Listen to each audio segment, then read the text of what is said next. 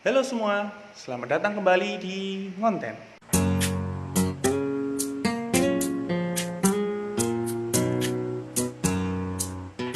Hello, yes, welcome back to my channel. Ya, kenapa kok saya pakai topeng ini?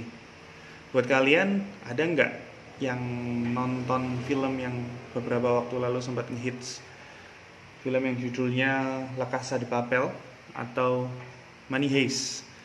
Nah, buat kalian yang nonton film itu, mungkin kalian memperhatikan film itu kan bercerita tentang perampokan besar-besaran pabrik mencetak uang di Spanyol, di mana gerombolan yang berhasil untuk merampok pabrik tersebut mendapatkan uang puluhan bahkan sampai ratusan juta euro. Nah, pertanyaannya, kalau kita jadi mereka misalnya nih, ketika kita ketiban rezeki dapat duit segitu banyak, duit itu mau diapain teman-teman? Duit itu mau kita apakan? Nah, masih dalam rangka stay at home nih, masih dalam rangka kerja produktif dari rumah. Saya ingin ngajak kalian ngobrol, saya ingin ngajak kalian bertukar pikiran. Kalau kalian punya duit segitu banyak, punya uang mungkin sekarang, kalian punya income yang lumayan nih, yang cukup bagus, punya income yang cukup banyak, bisa nabung, masih punya pendapatan yang bisa disisihkan. Pendapatan itu mau diapain teman-teman? Nah, itu loh yang ingin saya sharekan, yang ingin saya bagikan pada kesempatan kali ini. Sesuai dengan apa yang saya tahu, sekali lagi sesuai dengan apa yang saya pelajari, apa yang saya lakukan sampai sekarang. Nah, jawabannya adalah investasi teman-teman. Nah, investasi itu apa sih teman-teman? Mungkin kalian sudah pada tahu lah ya. Investasi di sini artinya kita menyisihkan sebagian dari income kita untuk mendapatkan proyeksi atau mendapatkan return, estimasi return yang berkali-kali lipat atau setidaknya lebih besar dari berapa yang kita setorkan di awal. Nah, investasi ini sendiri juga banyak nih macamnya, teman-teman pasti sudah tahu. Ada yang namanya investasi saham, investasi emas, investasi deposito atau reksadana, dan yang selanjutnya yang akan kita bahas lebih spesifik pada kesempatan kali ini adalah investasi properti.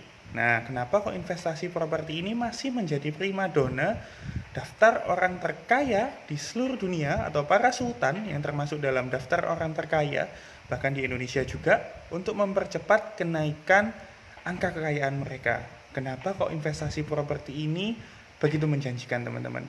Don't go anywhere, please stay tune di video ini, saya akan bahas lebih lanjut. Yes. Pernah mikir nggak kenapa kok para sultan atau para orang terkaya tadi mau repot-repot menginvestasikan uangnya di sektor properti? Jawabannya sebenarnya simpel teman-teman. Saya mengkategorikan atau saya merangkum beberapa alasan kenapa kok kita harus invest properti. Khususnya kita bagi generasi muda, bagi kaum milenial, saya dorong teman-teman untuk mau ayo nabung sama-sama, kita belajar investasi properti sama-sama. Alasannya mudah sebenarnya. Yang pertama, yang pasti properti memiliki daya ungkit atau daya leverage. Daya ungkit di sini maksudnya adalah gini. Misalnya kita sekarang beli properti ini harganya 1 miliar rupiah. Tapi yang perlu kita siapkan adalah sebatas down payment atau uang muka saja. Biasanya nominalnya 10-20%, sisanya bisa kita ajukan kredit pemilikan rumah atau pinjam duit di bank. Ya, dari 10% tadi, misalnya kita alokasikan dana 100 juta, tapi kita sudah punya aset sebesar 1 miliar rupiah. Nah, bayangkan proyeksi yang kedua, properti memiliki kenaikan harga yang paling signifikan dibandingkan dengan jenis investasi yang lain. Kenaikannya itu bisa berkali-kali lipat ganda. Bahkan kalau teman-teman sempat browsing 10-20 tahun terakhir, bandingkan harga kenaikan properti di Indonesia. Teman-teman bisa tahu sendiri jawabannya kenapa. Kemudian yang ketiga, properti juga bisa menjadi aliran passive income kita atau aliran cash flow kita. Kenapa? Karena properti bisa disewakan dan properti bisa bekerja untuk dirinya sendiri. Misalnya kita punya rumah atau apartemen nih, kita bisa sewakan bulanan, harian bahkan, atau tahunan. Maka kita bisa dapat gaji dari properti yang kita sewakan tersebut. Kemudian selanjutnya adalah properti bisa diwariskan.